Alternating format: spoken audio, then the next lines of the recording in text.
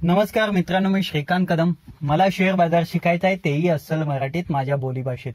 या आपल्या फेसबुक पेजच्या यशस्वी वाटचालीनंतर आपण आपला युट्यूब चॅनल चालू केलेला आहे. या युट्यूब चॅनलच्या माध्यमातून आपण शेअर बाजार विषयीची माहिती जाणून घेत असतो. तर मित्रांनो, अजूनपर्यंत तुम्ही आपल्या युट्यूब चॅनलला सबस्क्राईब केलेलं नसेल तर सर्वप्रथम सबस्क्राईब करून घ्या. त्याचबरोबर येणाऱ्या व्हिडिओची नोटिफिकेशन तुमच्यापर्यंत मिळावी म्हणून बेल आयकॉनला प्रेस करायला विसरू नका. तसंच मराठी लोकांना जास्तीत जास्त शेअर बाजारची माहिती आहे मराठीत आपल्या सोप्या भाषेत समजावी म्हणून आपल्या युट्यूब चॅनलला शेअर करायला विसरू नका.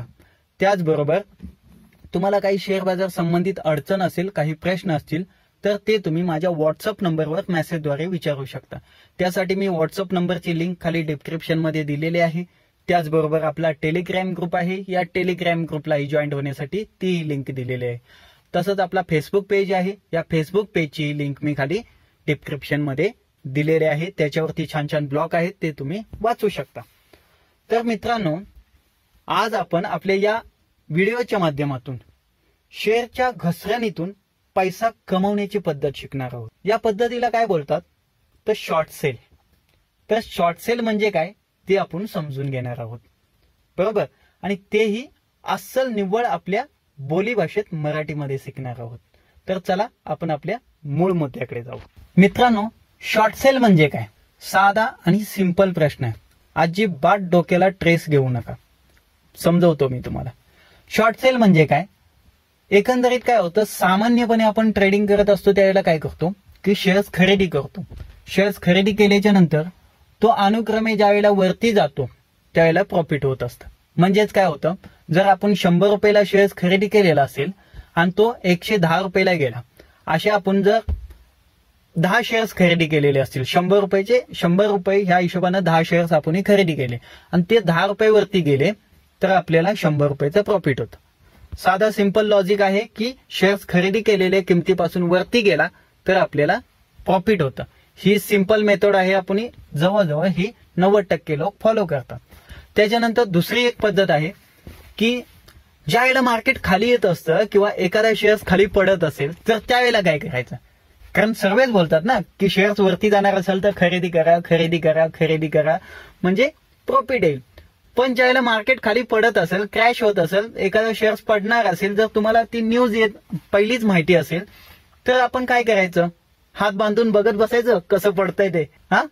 काय करायचं आपण, तर मित्रांनो त्या शेअर्स मधूनही आपल्याला प्रॉफिट घेता येतं. तर ते कसं, तर आपण जसं पहिल्यांदा शेअर्स बाय करतो, त्याच्यानंतर आपलं एक टार्गेट ठरलेलं असतं की आपण 100 रुपयाला बाय केलेला आहे, 110 पर्यंत जाणार आहे. आपण ठरवलेलं असतं 110 ला आला की आपण शेअर्स विकतो, बरोबर. तर इथे तुम्हाला असं वाटलं की शेअर जर 100 रुपयाला आहे, असं तुम्हाला जजमेंट तुमचं आहे, तुमचा अंदाज आहे की तो 90 रुपयाला शेअर्स येणार आहे खाली, तर 90 रुपयेपर्यंत वाट बघण्याची गरज नाही. तर आपणही 100 रुपयाला तो शेअर्स विकायचा. आता तुम्ही बोलाल की शेअर्स खरेदीच केलेला नाही तर विकायचा कसा? मित्रांनो, विकू शकतो. तुम्हाला एक मी फॉर एक्झाम्पल सांगतो म्हणजे तुमच्या लक्षात येईल की हा गेम काय आहे एक्झॅक्टली किंवा हा खेळ काय आहे. असं समजा की तुम्ही किराणा मालाचं तुमचं दुकान आहे, ओके, आणि तिथे काय केलेलं आहे की तुम्ही गहू, ज्वारी, तांदूळ हे असे 10 किलो 20 किलो पोत्यावर असे विकता. तुमच्याकडे एक कस्टमर आलेला आहे, सकाळी एक 9:30-10 वाजता कस्टमर येतो आणि तो बोलतो की मला एक पोतं गव्हाचं हवं आहे. आता एका पोत्याच्या गव्हाची किंमत 1000 रुपये, फॉर एक्झाम्पल. नाही तर बोला खूप स्वस्त आहे ते, तर फॉर एक्झाम्पल साठी सांगतो, 1000 रुपये गव्हाच्या पोत्याची किंमत आहे. तर तुम्ही काय करणार, तुमच्या दुकानात मालच नाही गव्हाचा, गहूच नाही तुमच्या दुकानात, पण तो रोजचा कस्टमर आहे. तुम्ही त्या काय कस्टमरला बोलणार आहे, बाबा 1000 रुपये किंमत आहे. तुम्हाला माहिती आहे की 1000 रुपये गव्हाची किंमत आहे, कारण रोजचा तुम्ही त्याची खरेदी विक्री करत असता, त्यामुळे तुम्हाला सहज माहिती असतं. तर त्याच्याकडून तुम्ही काय करणार आहे, 1000 रुपये घेणार आहे आणि त्याला तुम्ही सांगता की बाबा रे 3:30 वाजेपर्यंत मी तुला गहू देतो, बरोबर. आता काय झालेलं आहे, 1000 रुपयाच्या हिशोबाने तुम्ही पैसे घेतले, तुमच्याकडे ठेवले ते पैसे. नंतर तुम्ही मेन मार्केटमध्ये गहूवाल्याला फोन केला ज्याचं गोडाऊन आहे तिथे, आणि त्या गोडाऊन वाल्या मालकाला बोललात की बाबा रे, किंवा सॉरी मला एक पोतं गहू दे. तर तो बोलतो ठीक आहे, मग तुम्ही त्याला विचारणार आहात की भाव काय आहे. तुम्ही काय केलेलं आहे, सकाळी 10 वाजता त्याच्याकडून 1000 रुपये घेतलेले आहेत, तुम्हाला 3:30 वाजेपर्यंत त्याला द्यायचं आहे गहू.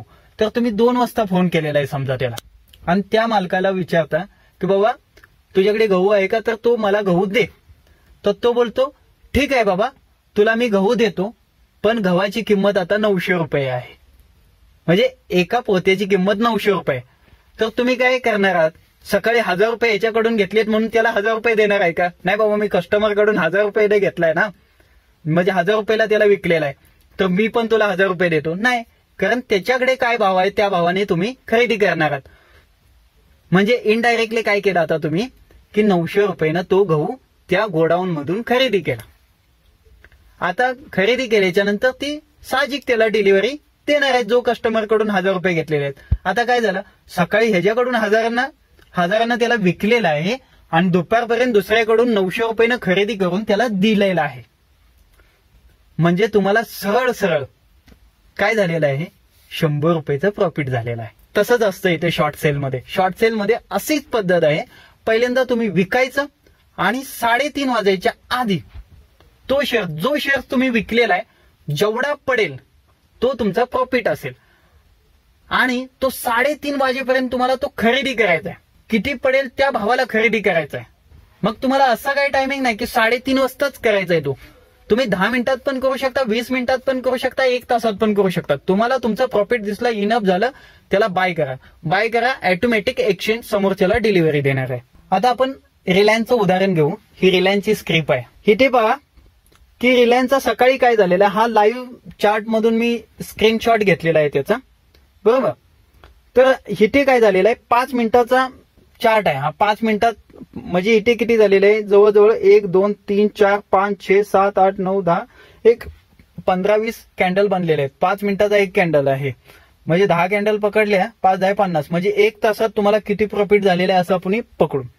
तर इथे सकाळी काय झालेलं आहे हे की 1780 रुपये रिलायन्सच्या एका शेअरची किंमत होती, बरोबर. आणि नंतर ती 1 तासात जवळजवळ 1735 खाली आलेली आहे. तर तुम्ही ह्या 1780 रुपयाला जर सेल केला असता, किती, 10 क्वांटिटी, 1780 रुपयानं एक क्वांटिटी, ह्या हिशोबानं तुम्ही 10 क्वांटिटी सेल केल्या असत्या आणि 1735 ज्यावेळेला खाली येतो त्यावेळेला खरेदी केला तुम्ही, तर तुम्हाला 45 रुपयाचं पर शेअर प्रॉफिट भेटणार आहे. ओके, असे तुम्ही किती केलेले आहेत सेल, तर तुम्ही 10 केलेले आहेत. म्हणजे तुम्हाला काय झालं, 1 तासात जवळजवळ 450 रुपयाचा प्रॉफिट झालेला आहे. इथे बघा 1780 ला सेल केला, त्याच्यानंतर 1735 ला खाली बाय केलेला आहे, बरोबर. ही आहे शॉर्ट सेल पद्धत. ही पद्धत तुम्हाला समजली असेल अशी मी आशा बाळगतो. चला ह्याचे काही नियम आहेत ते पहिल्यांदा समजून घेऊ. ओके मित्रांनो, ह्याचे नियम काय आहेत, तर याचा पहिला नियम आहे, शॉर्ट सेल हा इंट्राडे मध्येच केला जातो. डिलिव्हरीत शॉर्ट सेल करत नाहीत. डिलिव्हरीत शॉर्ट सेल करण्यासाठी ती वेगळी एक पद्धत आहे, त्याच्यावरती आपण व्हिडिओ बनवू. ती डेरिव्हेटिव्हची जी पद्धत आहे त्याच्यावरती, डेरिव्हेटिव्ह हा खूप आवडता विषय आहे माझा, त्याच्यावरती नक्कीच खूप चांगले चांगले व्हिडिओ येणार आहेत. तत्पूर्वी ह्या ज्या काही सिंपल मेथड आहेत ते समजून घेण्याचा तुम्ही प्रयत्न करा. तर शॉर्ट सेल हा फक्त इंट्राडे मध्येच केला जातो, ही गोष्ट लक्षात ठेवा. कारण साधा सरळ नियम आहे की तुम्हाला 3:30 वाजायच्या आधी ती पोझिशन स्केअर ऑफ करायचे. स्केअर ऑफ करायचे म्हणजे काय करायचंय, सकाळी सेल केलेला आहे तर तो 3:30 वाजायच्या आधी तुम्हाला खरेदी काहीही करून करायचंय, कारण समोरच्याला डिलिव्हरी द्यायची, बरोबर. सेल केलेला स्टॉक 3:30 वाजायच्या आत बाय करणं मस्ट म्हणजे मस्ट, खूप खूप गरजेचं आहे. ही गोष्ट तुम्हाला प्रामुख्यानं लक्षात ठेवायची. ज्या वेळेला शॉर्ट सेल करता त्यावेळेला तुम्ही ही गोष्ट पहिली लक्षात ठेवा की हा शेअर आपल्याला 3:30 वाजायच्या आधी काहीही करून खरेदी करायचा आहे. मग तो लॉस मध्ये असो किंवा प्रॉफिट मध्ये असो. लॉस कधी होणार आहे, कारण तुम्ही विकलेला आहे आणि त्या शेअर्स वरती जात असेल तर तो तुम्हाला लॉस होणार आहे, कारण तुम्ही उलट्या दिशेनं पोझिशन खेळताय. कारण तुम्ही असं जजमेंट पकडलेला आहे की हा शेअर्स खाली येणार आहे म्हणून तुम्ही त्याला सेल केलेला आहे ना, आणि तो जर शेअर्स खाली नाही आला आणि वरती गेला तर मग तुमचा लॉस होणार आहे. तर मग जरी लॉस होत असला तरी तुम्हाला तो 3:30 वाजायच्या आधी शेअर्स खरेदी करायचा आहे, कारण तुम्ही सकाळी तो कुणाला तरी विकलेला आहे. ही गोष्ट तुम्हाला प्रामुख्याने लक्षात ठेवायची. त्याचबरोबर सेल केलेला स्टॉक 3:30 वाजायच्या आधी बाय केला नाही तर तुम्ही डिफॉल्टर मध्ये येता तुमचा स्टॉक डिफॉल्टर मध्ये येतो. डिफॉल्टर मध्ये आला की तुम्हाला पॅनल्टी पडली. आता ही पॅनल्टी किती असते तर ती 20-25% पॅनल्टी असते. खूप मोठी पॅनल्टी असते. डिफॉल्ट मध्ये येऊनच द्यायचा नाही. ही गोष्ट तुम्हाला प्रामुख्याने लक्षात ठेवायची. तो स्टॉक तुम्हाला खरेदी करायचा म्हणजे करायचाच. कारण शॉर्ट सेल करायचा तर 3:30 वाजेच्या आत तो स्टॉक खरेदी करायचा. ही गोष्ट लक्षात ठेवायची. डिफॉल्टर मध्ये येणारच नाही तुम्ही आणि प्रश्नच येत नाही मग डिफॉल्टर मध्ये यायचा. डिफॉल्टर मध्ये आला तर काय होणार आहे तर त्या स्टॉकचा लिलाव होतो. लिलावाची पद्धत काय असते तर ती T+2 पासून नंतर आहे ती सेटलमेंट मध्ये येते. मग तुमचा शेअरची किंमत जर 100 रुपये असेल, ओके, तर एखादा बोलतो की बाबा मी तो खरेदी करायला तयार आहे पण मी 110 खरेदी करायला तयार आहे, म्हणजे सॉरी मी तो अजूनही खालच्या भावाने खरेदी करायला तयार आहे, त्याच्यापेक्षा अजून भावाने खरेदी करायला, म्हणजे रेट पाडून चढून असे मागितले जातात आणि मग त्याच्यात ती तुम्हाला पॅनल्टी जवळजवळ 20% कडे जाते. तर आपल्याला डिफॉल्ट होऊन द्यायचा नाही स्टॉक. ही गोष्ट शॉर्ट सेल मध्ये लक्षात ठेवायची. खूप चांगली ट्रेडिंगची पद्धत आहे. पण ही कधी आजमावायची तुम्हाला शुअर शॉट काय न्यूज असेल. न्यूज म्हणजे काय तर एखाद्या कंपनीचा रिझल्ट येतोय आणि तुम्हाला समजलं की बाबा ह्या कंपनीचा रिझल्ट येणार आहे ना हा निगेटिव्ह येणार आहे अशी तुमच्यापर्यंत न्यूज पोहोचलेली तर तुम्ही त्याला शॉर्ट सेल घेऊ शकता. किंवा पाठीमाग आता मोठा पाऊस आला, ओके, तर पावसात काय करणार आहे एखादी ऍग्रिकल्चर कंपनी असेल तर ती काय करणार आहे त्याचं प्रोडक्शन वेस्टेज जात असेल तर ती कंपनी खाली येणार आहे. तर अशा वेळेला त्या कंपनीला तुम्ही शॉर्ट करू शकता. एखादी निगेटिव्ह न्यूज सर्वसाधारणपणे एखाद्या कंपनीची निगेटिव्ह न्यूज येते तर त्याला तुम्ही शॉर्ट करू शकता. ओके, तुम्हाला काय दिसतंय चार्ट मध्ये दिसतंय की बाबा हा डाऊन ट्रेंड मध्ये येणार आहे तरी त्याला शॉर्ट करू शकता. ही गोष्ट तुम्हाला प्रामुख्याने लक्षात घ्यायची. मित्रांनो, मी तुम्हाला परत एकदा रिमाइंड करतो, आठवण करून देतो की शॉर्ट सेल ज्यावेळेला घेता, कळलं, ज्यावेळेला शेअर्स खाली पडत असेल आणि त्या शेअर्सला तुम्ही विकत असाल, सर्वप्रथम म्हणजे खरेदी करण्याच्या आधी जर विकत असाल तर त्या शेअर्सला तुम्हाला 3:30 वाजायच्या आधी खरेदी करायचं आहे. मोस्ट ऑफ ब्रोकर तुम्हाला 3:30 वाजेपर्यंत थांबून देणार नाही. ते 3:20 तुम्हाला अलर्ट करणार की बाबा खरेदी करा म्हणून. तर आपण 3:20च्या आधीच त्याला खरेदी करायचं आहे. आपण ही 3:30 वाजेपर्यंत वाट बघत बसायची नाही. ही गोष्ट तुम्ही प्रामुख्याने पाळली तर शॉर्ट सेल मध्ये प्रॉफिट घ्यायला तुम्हाला काही अडचण येणार नाही. आजचा व्हिडिओ तुम्हाला आवडला असेल अशी मी आशा बाळगतो. तत्पूर्वी आपल्या युट्यूब चॅनलला तुम्ही अजूनही सबस्क्राईब केलेलं नसेल तर सबस्क्राईब करून घ्या. त्याचबरोबर येणाऱ्या व्हिडिओची नोटिफिकेशन तुमच्यापर्यंत मिळावी म्हणून बेल आयकॉनला प्रेस करायला विसरू नका. आणि मराठी लोकांना जास्तीत जास्त शेअर बाजारची माहिती मराठीत मिळावी म्हणून आपल्या युट्यूब चॅनलला शेअर करायला विसरू नका. तसेच तुम्हाला शेअर बाजार संबंधित काही अडचण असेल, प्रश्न असेल तर ते तुम्ही माझ्या व्हॉट्सअप नंबरवरती मेसेजद्वारे मला सांगू शकता. त्याचबरोबर आपला टेलिग्राम ग्रुप आहे. या टेलिग्राम ग्रुपला जॉईन होण्यासाठी मी खाली डिस्क्रिप्शन मध्ये लिंक दिलेली आहे. त्याचबरोबर आपला फेसबुक पेज आहे. या फेसबुक पेजची लिंक मी खाली डिस्क्रिप्शन मध्ये दिलेली आहे. तुम्हाला आजचा व्हिडिओ कसा वाटला हे कमेंट बॉक्स मध्ये कळवायला विसरू नका. तसंच तुमचा मित्र श्रीकांत कदम इथेच रजा घेतो. भेटू पुढच्या व्हिडिओमध्ये. धन्यवाद.